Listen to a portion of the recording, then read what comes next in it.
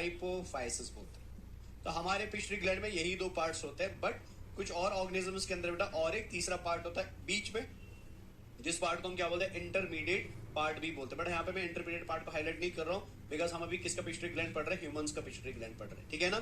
So in general आप याद रखें पिट्यूटरी ग्लैंड के बेटा एनाटॉमिकली कितने पार्ट्स पाए जाते हैं, 2 मेजर। अब हमारे में बेटा इंटरमीडिएट पार्ट है, but that intermediate part is fused with anti, तो वो अलग से देखने को नहीं मिलता है। तो हमें 2 ही पार्ट्स होते हैं। First part is called posterior pars nervosa, also called as neurohypophysis. The front part is called as anterior pars distalis, also called as adenohypophysis बेटा, ठीक है ना। अब अगर आप इस पूरे पिट्यूटरी ग्लैंड को देखोगे बेटा, तो इस पूरे पिट्यूटरी ग्लैंड के अंदर जितने भी आपके एंडोक्राइन ग्लैंड्स होते हैं बेटा, उन सारे एंडोक्राइन ग्लैंड्स को कंपेयर करके अगर हम साइज का कंपैरिजन करें बेटा, तो हमारी बॉडी में जो सबसे स्मॉलेस्ट एंडोक्राइन ग्लैंड होता है, सबसे स्मॉलेस्ट एंडोक्राइन ग्लैंड होता है बेटा, वो कौन होता है शाबाश, जल्दी जल्दी शाबाश, नहीं बेटा, पिट्यूटरी ग्लैंड होता है। स्मॉलेस्ट एंडोक्राइन ग्लैंड कौन माना जाता है शाबाश, पिट्यूटरी ग्लैंड माना जाता है। और ये आपको याद रखना है। और ये स्मॉलेस्ट पिट्यूटरी ग्लैंड हमारी बॉडी में कहां पाया जाता है, it is present in the diencephalon region बेटा। और डायस्फेनॉल के अंदर कहां पाया जाता है, बिलो द हाइपोथैलेमस। और बिलो द हाइपोथैलेमस बेटा ये हमारी एक बून के पास पाया जाता है, जिस बून को हम नाम देते हैं सफेनॉइड बून। इस बून को हम यहाँ पे क्या बोलते हैं शाबाश, this bone is called as sphenoid bone बेटा। ये एग्जाम में पूछा गया question, this bone is called as sphenoid bone बेटा। और सफेनॉइड बून बिकॉज ये छोटा सा ग्लैंड है, बहुत बेटा सॉफ्ट ग्लैंड होता है, तो इस सफेनॉइड बून ने क्या किया, इस ग्लैंड को अपने अंदर जगह देने के लिए बेटा क्या बनाया, एक डिप्रेशन बनाया। तो ये दिख रहा है ना पे डिप्रेशन बना हुआ बेटा, और इस डिप्रेशन को हम नाम देते हैं सेला टर्सिका बेटा। तो सेला टर्सिका का एग्जाम में क्वेश्चन पूछा गया है। तो सेला टर्सिका बेटा किस बून का डिप्रेशन होता है, सफेनॉइड बून का। और सेला टर्सिका का क्या है, सेला टर्सिका का फंक्शन क्या है, it is a depression that contains pituitary gland बेटा, ठीक है ना। So this is called as, नहीं हाइपोथैलेमस नहीं बेटा,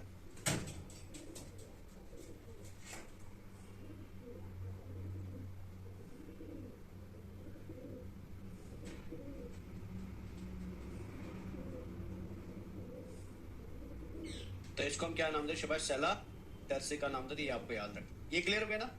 तो ये आपको कुछ एनाटॉमिकल पोजीशंस याद रखने हैं पिट्यूटरी ग्लैंड के। एक बार मैं फिर से रिपीट कर रहा हूँ। सो पिट्यूटरी ग्लैंड हमारी बॉडी का छोटा सा एंडोक्राइन ग्लैंड बेटा। सो मेल के अंदर भी क्या निकलेगा, जल्दी जल्दी शायद, मेल के अंदर भी क्या निकलेंगे, 2 हार्मोन्स बेटा, one is called as LH and is called as, female के अंदर भी क्या निकलेगा, LH एंड FSH बेटा।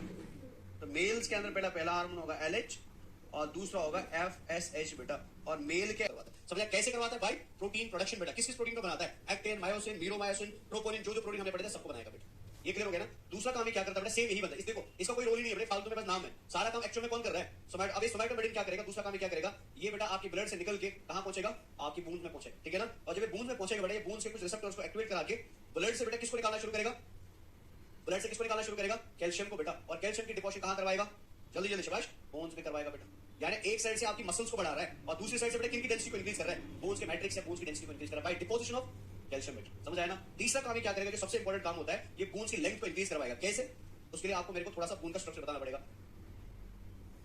आजकल ज्यादा फोन आ रहे हैं हमको, इधर नजर रखें। ये बोन का क्या था, एपिफाइसिस। ये बोन का क्या था, याद रखनी, एपिफाइसिस। ये बोन का क्या था, डायफाइसिस। मैंने आपको बोला था बेटा जो अर्ली बोन्स होती है, यंग बोन्स होती है, उनके अंदर एपिफाइसिस एंड डायफाइसिस में एक प्लेट पाया जाता था, याद है। तो 9 मंथ्स बेटा हमको एग के प्रोडक्शन को क्या करना पड़ेगा, समझ रहे ना। तो एग प्रोडक्शन को हम क्या करेंगे, सपोर्ट की इनहिबिट करने का काम कौन करता है, यानी जैसे फीमेल प्रेग्नेंट हो जाती है, फीमेल की बॉडी में बेटा किसका प्रोडक्शन इंक्रीज हो जाता है, प्रोलैक्टिन का। And prolactin is inhibitor of those hormones जो फीमेल के अंदर क्या कराते हैं, ओवुलेशन कराते हैं। एग्जांपल बता दो कौन सा हार्मोन है बेटा, LH, जल्दी जल्दी शाबाश, LH एंड यानी इनहिबिटर बेटा किसका शाबाश, LH का एंड FSH का बेटा, ल्यूटिनाइजिंग हार्मोन का एंड फॉलिकल स्टिमुलेटिंग हार्मोन का बेटा। समझ आया ना। यानी 9 मंथ्स तक बेटा, 9 मंथ के 9 मंथ प्लस 6 मंथ्स और 9 मंथ प्रेगनेंसी के 6 मंथ लैक्टेशन के बेटा। इस फीमेल के अंदर ना तो LH निकलेगा ना तो, यानी ये माइन्यूट क्वांटिटीज में होंगे। अगर फीमेल की बॉडी में LH FSH नहीं है तो मुझे बता बेटा उसमें फॉलिकुलोजेनेसिस होगा, नहीं होगा, कॉर्पस ल्यूटियम बॉडी में होगा, नहीं होगा बेटा, ऑटोमेटिक गोनाडोट्रोप के पास जाएगा बेटा, ठीक है ना। और गोनाडोट्रोप के पास जैसे हार्मोन आएगा बेटा, इसको कौन दे रहा है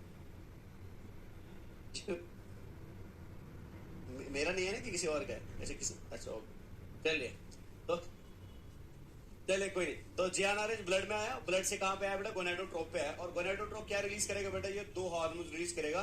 डिपेंड करता है कि जियानारेज की कॉन्सेंट्रेशन कैसी है बेटा। मैंने आपको ऑलरेडी बोला जियानारेज ज्यादा है तो क्या रिलीज होगा, LH बेटा, और जियानारेज कम है तो क्या रिलीज होगा, FSH। आज के बाद आप याद रखेंगे LH एंड FSH दोनों बेटा मेल्स में भी रिलीज होते हैं। एंड सबसे पहले इस वाले पैराग्राफ में यहाँ पे हम जो अपर साइड में दिया हुआ है, यहाँ पे हम देखेंगे बेटा फंक्शन ऑफ एफएसएच, ठीक है ना। तो यहाँ पे रिलीज हुआ हार्मोन, तो ये वाला हार्मोन किसको रिप्रेजेंट कर रहा है बेटा, this is representing follicle stimulating hormone, short में इसको एफएसएच बोलते हैं बेटा, ठीक है ना।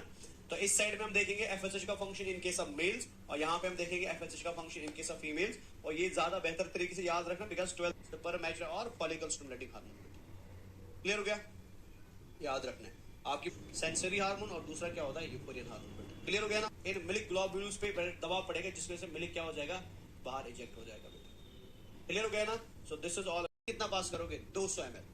मैंने बोला था मेटाबॉलिक वाटर ऐड होगा थोड़ा बहुत बेटा, और उस दिन बेटा हाइपोऑस्मोलिटी होगी कि हाइपर ऑस्मोलिटी होगी, कितनी 1200 मिलीऑस्मोल्स में। ये दुनिया का सबसे हाइपरटोनिक यूरिन होगा बेटा, याद आया ना। देखिए अभी हम हाइपरटोनिक तो बात नहीं कर रहे ना, अभी हम नॉर्मल किसकी बात करेंगे पहले, बस हाइपोटोनिक की। तो मान के चलिए आपकी बॉडी में बहुत, ये कंडीशन है नहीं बेटा, मान के चलिए बॉडी में बहुत सारा पानी है, तो बहुत सारा पानी तो ये कहां पहुंचेगा, कितना रीअब्सॉर्ब होगा बेटा, कितना, तुम सो रहे हो सब लोग, 5 to 6 कहां होगा बेटा, मैं बोल रहा हूँ बॉडी में बहुत सारा पानी है, तो बहुत सारा पानी तो यहाँ कुछ होगा क्या, वैसोप्रेसिन निकलेगा क्या, एल्डोस्टेरोन निकलेगा, कुछ नहीं निकलेगा ना। यहाँ से ये सारा पानी कहां जाएगा, इधर से कहा एमआईटी फॉर्म्स बेटा अगेन किसके पास आएंगी, एंजाइम के पास। एंजाइम का नाम अगेन कौन है, जिसने मारा था बेटा, शाबाश। अब देखो ये क्या करे, प्लीज अपना देख, फिनिश हो गया इधर। तो ये अगेन बेटा इसी एंजाइम के पास आएगा। अब ये एंजाइम क्या करेगा, जो डीआईटी फॉर्म्स है बेटा उनको जोड़ेगा आपस में, डीआईटी को डीआईटी के साथ जोड़ेगा। जैसे यहाँ पे आपका 2 डीआईटीज थी, ये एंजाइम क्या करता है बेटा, ये 2 फ्री डीआईटीज को आपसे जोड़ देगा। ये डीआईटी 1 था, ये हो गया डीआईटी 1, और इसको जोड़ेगा दूसरे डीआईटी के साथ, ये हो गया डीआईटी 2, ठीक है ना। यहाँ पे था शाबाश एमआईटी 1, इसको जोड़ेगा किसके साथ, एमआईटी 1 के साथ बेटा। यहाँ पे क्या बनेगा, डीआईटी प्लस डीआईटी, कितना हो गया, इसी को हम क्या नाम देते हैं, D4 नाम देते हैं, समझ आया ना। यहाँ पे डीआईटी प्लस डीआईटी अगेन क्या बनेगा, एमआईटी प्लस एमआईटी अगेन क्या बनेगा, डीआईटी बेटा। अगेन ये जुड़ेंगे तो क्या बनेगा, ये समझ आ रहा है ना। और यही एंजाइम बेटा रेयरली, कभी कभी, बिकॉज इसी वजह से हमारा T3 बहुत कम होता है, यही एंजाइम रेयरली बेटा कभी डीआईटी को किसके साथ जोड़ेगा और किसका फॉर्मेशन करा देगा।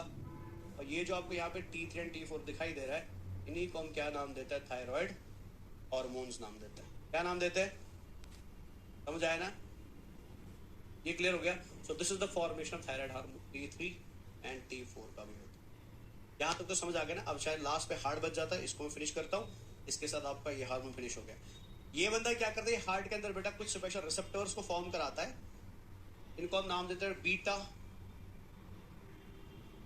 Cholinergic receptors. कौन रहा है बेटा, समझ आया ना। आप वापस मिनरलाइजेशन किसका काम है बेटा, लेकिन ये करा कौन रहा है, समझ आया ना।